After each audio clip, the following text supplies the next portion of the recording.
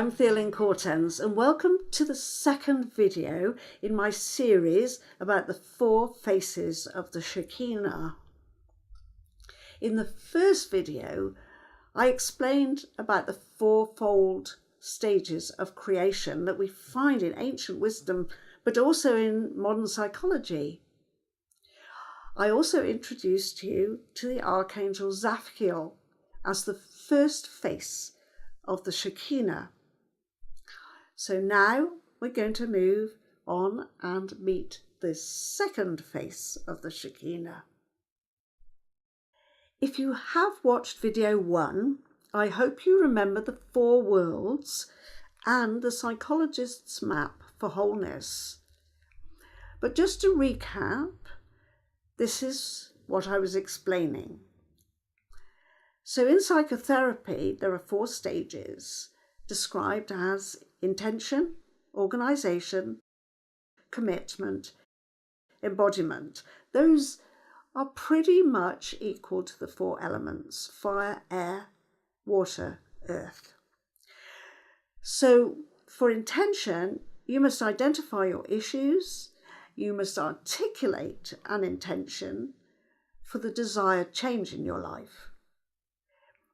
Then you organise your daily life routine, your habits and your behaviours according to that intention.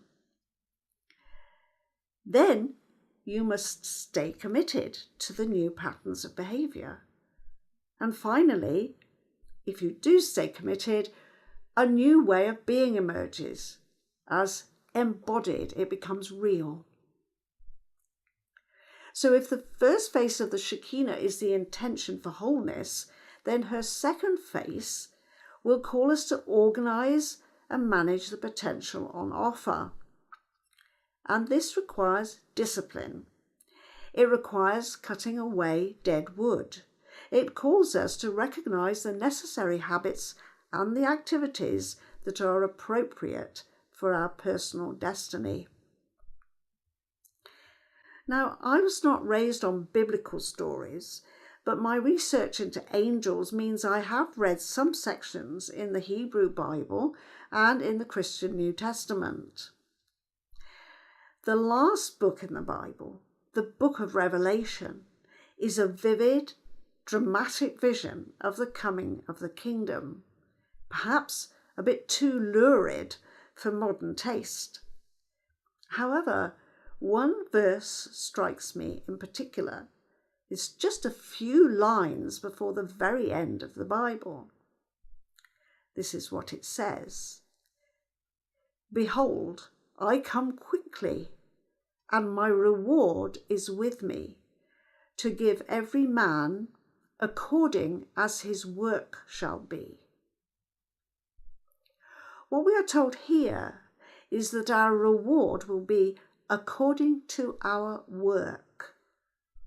At this stage of the unfolding of the Shekinah's energy, we are choosing what our work will be. And the sooner we take that on board, the better.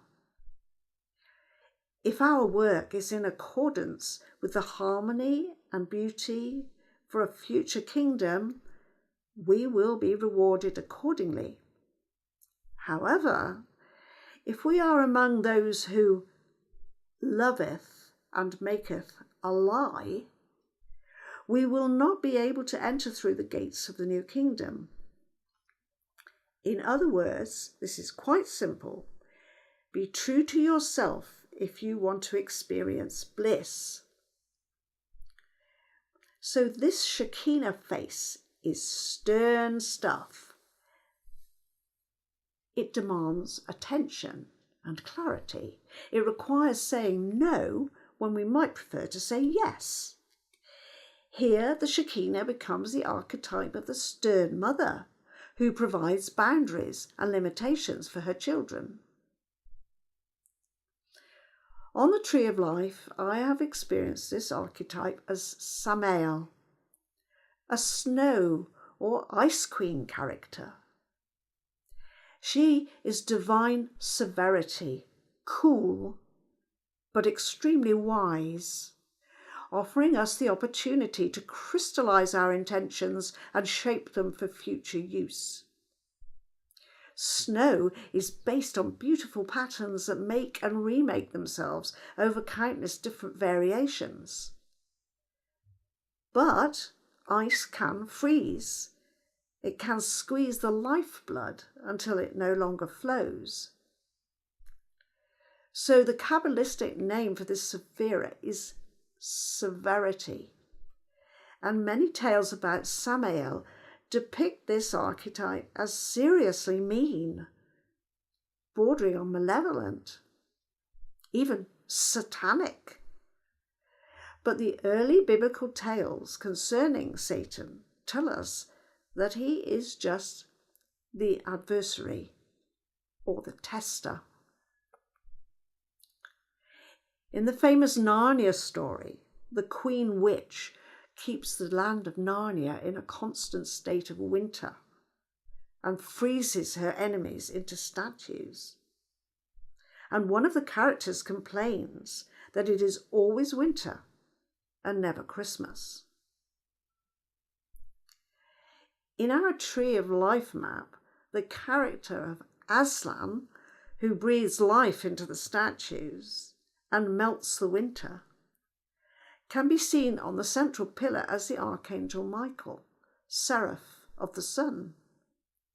So we do not need to fear Samael, even though she can sometimes seem to have an unrelenting grip. So our lesson is to understand how we can adopt patterns and routines that best serve the flow in life, and not adopt rigid ways of doing things that inhibit the very love we are seeking. Unless we collaborate willingly with open heart, we may run up against the feminine shadow, the controlling mother who can be merciless. She can lock us up and bind us into a series of karmic Groundhog Days until we really get the picture.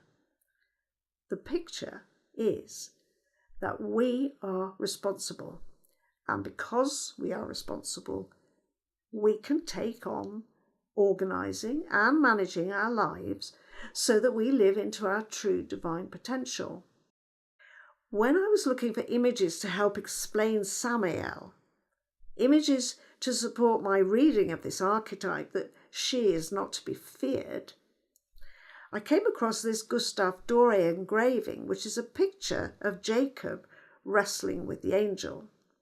And Doré identified the angel as Samael. Right, so this is very interesting. I think I'll have to run a separate presentation about the mystery of who Jacob was actually wrestling with. But for now, I'd like to suggest this notion. So the story goes like this. Jacob sees a ladder between heaven and earth. He sees angels going up and down the ladder. And then he wrestles with a mysterious being who is not given a name in the original story. During this wrestling match, Jacob's hip is dislocated. He refuses to let go of his opponent until he gets a blessing. And then he is given a new name, Israel, which means he who wrestles with the divine. Think of this ladder as the tree of life. Jacob attempts to engage with the angels. He wants to ascend in the spiritual sense. He wants to meet the divine. But he is thwarted by an adversary who tries to put limits on his ascension. So yes, this could definitely be Samael. Now the next bit is interesting. Jacob gets a new name. He has been reorganized. He has a new vocation or calling. Vocare is the Latin verb to call. So Jacob is called in a new way. So this is why your personal name is so important and how you present yourself in the world. What does it say on your calling card? The Romans had a saying, nomen est omen. Name is destiny. When we meet the stern face of the Shekinah, we get the opportunity to choose our calling. We name or identify how we want to proceed on a day-to-day basis. Samael is the organising face of the Shekinah. Her keywords are adversity, testing, limitation, lessons, responsibility. Close your eyes now as I read you Samael's message. If there are difficulties in your life, remember you are only being tested in order to make you stronger. There may seem to be limitations that prevent you from achieving your goals, but these are illusions created by your ego. Your angel of presence works with me to create situations which will make you ask questions about your life. When life seems to say no, you need to make choices. Ask yourself, is this my true path, my true calling?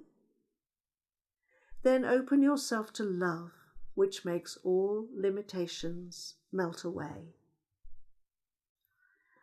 I have added a guided journey to the resources section on the website for Samael, so do give yourself a quiet evening to meet the organising face of the Shekinah.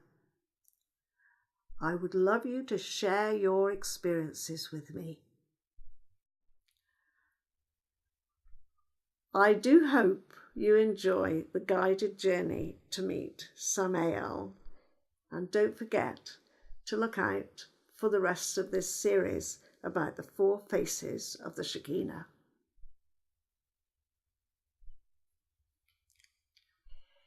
During the summer retreat this year, which will be held in a beautiful house in Oxfordshire, we will be taking lots of time to focus on these 4 faces of the Shekinah.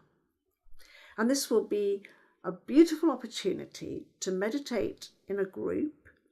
And don't forget, the way it's been organised is that I will be helping you get your meditation together before you come. So we will all be on message to meditate together in a really smooth and coherent form. And then we can put our intentions up, if you like, send them up to the divine, up to the crown, and ask for miracles to start happening. Miracles in our personal lives, and miracles for those we love, and miracles for the world. I hope to see you there.